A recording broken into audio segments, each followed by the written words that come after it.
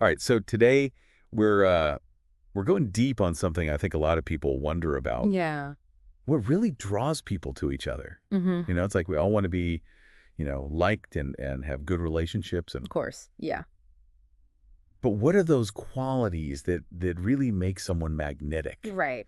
And we've got some really interesting sources here today, not about, you know, tricks or manipulation or anything like that, No, yeah. but about those genuine qualities that just naturally make someone appealing. The real deal. Yeah, the real deal. Hmm. So let's dive in and really understand, what creates that kind of pull. Sounds good. I'm excited. Yeah. Yeah, these sources really get into those deeper aspects of attraction, Oh, yes. moving past that surface level to what builds real connection. Right. And it was fascinating how much emphasis there was on inner qualities. Yeah, like what's going on inside. Exactly, radiating outward. Yeah. So how about we start with something that came up again and again? Okay. Self-confidence. Yeah. Self-confidence. It really seems to be foundational. Well, it makes sense. It If you does. feel good about yourself, it probably shows. Yeah, and the sources really highlight that a genuine sense of self-worth is like a primary draw for people. Okay. But what's interesting is the nuance here. Okay. It's not about being the loudest or most attention-seeking person in the room. Right. Not like arrogance. No, not at all. It's much more internal, Okay. a quiet strength that comes from within. It's like that inner stability. Exactly. Yeah. And one source even mentioned how that can subconsciously signal reliability to others. Oh, interesting. Like, hey, this person's got it together. Right. They're not going to fall apart. Yeah, they're grounded. So it's not about needing to constantly prove yourself or Yeah, right. seek validation. It's that quiet belief in your own value. Right. Knowing your worth. Yeah. And that can come across almost like a calmness, a strength that others can just sense. So they're drawn to that. Yeah, they are. Because think about it. When you're around someone who's genuinely at ease with themselves, Right. doesn't it just kind of create this sense of calm and Relaxing. it is. Yeah. And that's naturally appealing. Absolutely. And the sources really emphasize that this isn't something you can fake.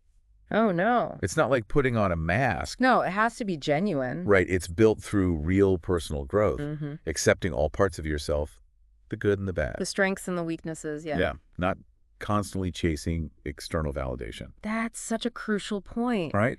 Because true confidence, it doesn't depend on what other people think. It's from within. It is. It stems from understanding and accepting who you are, Mm-hmm. imperfections and all. And that's attractive because it's authentic. It is. It speaks to self-awareness and maturity. Now, the material even gave some practical tips on how to cultivate this. I really, Yeah, like setting and achieving small, manageable goals. I like that. Those little wins, Maybe you finally stick to a new fitness routine. Right. Or you finish a tough project at work. Or even just, step outside your comfort zone a little bit. It's those little things. And it makes you think, what's a recent small win that you've had Yeah. that gave you that little boost of confidence? Mm-hmm. It's amazing how powerful those moments can be. Absolutely. Just reflecting on them. Okay, so moving on. Yeah. Another really important factor that kept coming up Okay. was emotional intelligence. Emotional intelligence. Oh, that's a big one. Yeah, this was highlighted as a key differentiator in building connections. It makes sense. In today's world, Right. being able to understand and manage emotions, Yeah. both our own and those of others. Right. It's crucial. It really is. And the sources break this down into concrete skills, which I found really helpful. How so? Well, one specifically emphasized accurately perceiving your own emotions as like the first step. Okay. Because that self-awareness Yeah. often precedes being able to understand others. So knowing yourself first. Exactly. Okay, that makes sense. Right.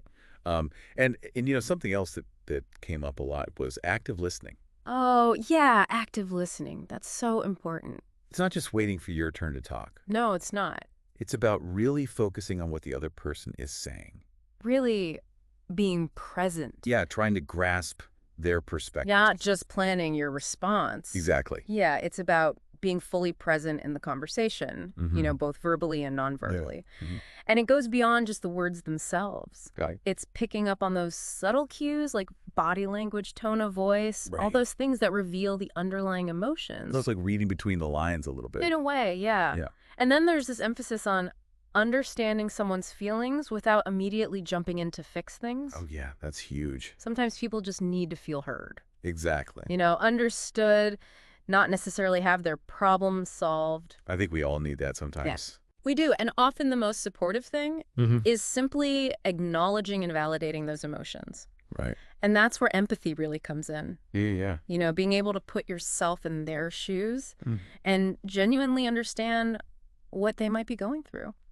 And the sources also talk about how navigating emotions maturely, Yeah. not overreacting or shutting down when things get tough, Right. that really builds trust Yeah. and makes you someone that others enjoy being around. It creates safety and understanding. Yeah. Can you think of a time when someone's emotional intelligence really made a difference in an interaction for you? Oh, yeah, definitely. I mean, I can think of situations where, things were getting a little tense Right. and someone just responded with so much calmness and understanding. And that changed everything. It completely shifted the dynamic. Yeah, it's powerful. It really is. And it underscores just how vital emotional intelligence is for building those strong bonds. Yeah.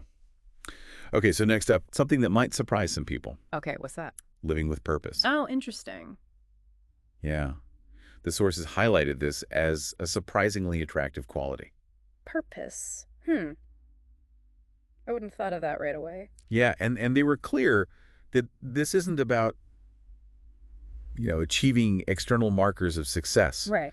like wealth or fame. Not necessarily. No, it's more about having a meaningful direction in your life Yeah. and being genuinely enthusiastic about something bigger than yourself. Having that drive, that passion. Exactly. And I can totally see how that would draw people in Yeah. because that energy is contagious. It is. It suggests you're engaged with the world. Yeah, you're excited about something. You have a sense of direction. It makes you more interesting to be around. For sure. And it gives you something meaningful to share with others. It's like you're living a life that matters. Yeah, and that can be incredibly compelling. It makes you think, how does having a sense of purpose, whatever that is for you, how does that influence how you see yourself and interact with the world? It's a great question. Does it give you a different kind of confidence? It definitely can contribute to confidence, but maybe in a different way. Okay. Less about self-acceptance and more about a belief in what you're doing. I see. Your purpose provides a framework Right. for your actions and decisions. Gives you direction. It does, and that can lead to a clearer sense of identity and worth. That's so interesting. Yeah, it's not just about who you are, but what you're doing in the world. Okay, so now let's talk about charisma.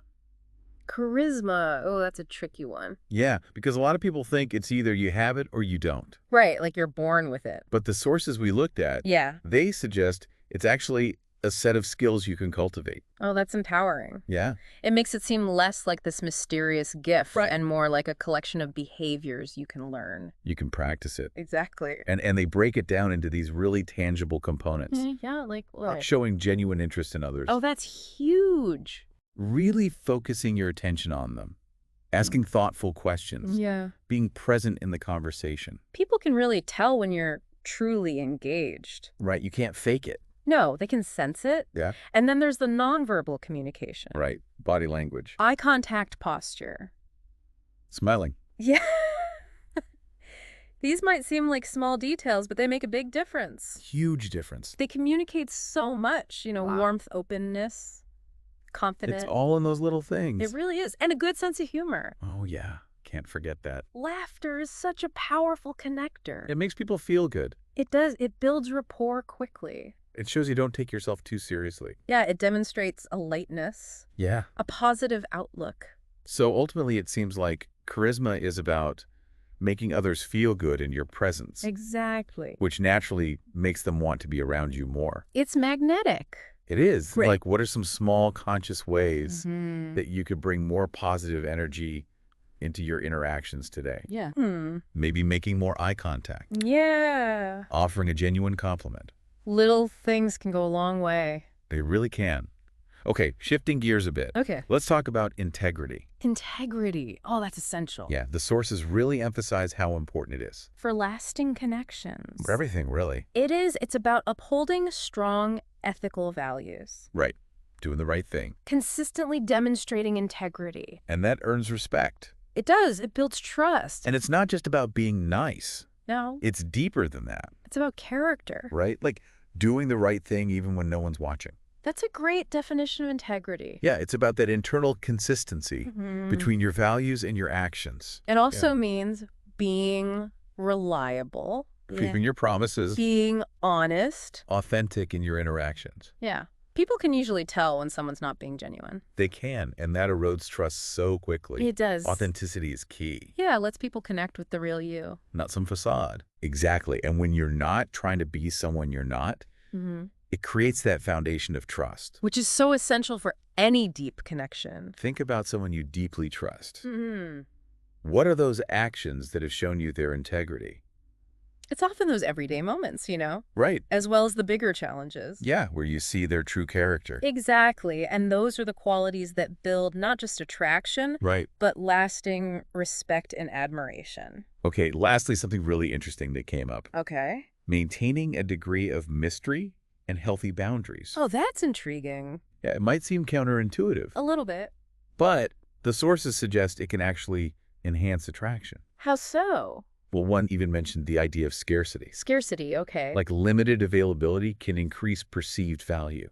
Oh, interesting. So it's about not being constantly available. Right. Not dropping everything the moment someone reaches out. It shows you value your time. Exactly. Your own interests. And that you have a full independent life. Which can be very attractive. Yeah, it's not being clingy or needy. Right. You have your own thing going on. Exactly. And it lets the other person discover different facets of you over time. It keeps things interesting. Yeah, if you reveal everything at once, Right. there's left to learn and explore. That gradual discovery keeps the connection dynamic. It's like it's a slow burn. Yeah, and it prevents things from getting stagnant. So how do you find that balance That's a good question. between being open and Yeah. sharing yourself, Yeah. but also maintaining your own sense of self and independence? It's a delicate balance for sure. It's about being fully present when you are connecting, but also nurturing your own separate world. Exactly. It's interdependence. Yeah, not codependence. Two whole individuals coming together. So to sum it all up, Okay. it seems like fostering this natural attraction. It's not about tricks or games. No. It's about cultivating these positive qualities within yourself. Right. That deep inner confidence, Yeah. emotional intelligence, Right. charisma. Integrity. When you embody those things, Yeah. that natural draw just follows. It's a byproduct of who you are. That's a great way to put it. So thinking about all these facets of attraction, here's a final thought-provoking question for you. Okay. Which of these qualities do you personally find most compelling in others? And even more importantly, which one feels most authentic for you to embody? That's a great question for reflection. Yeah, something to think about. Definitely. Thanks for joining us for this deep dive today. It's been a pleasure. All right, till next time. See you then. Bye.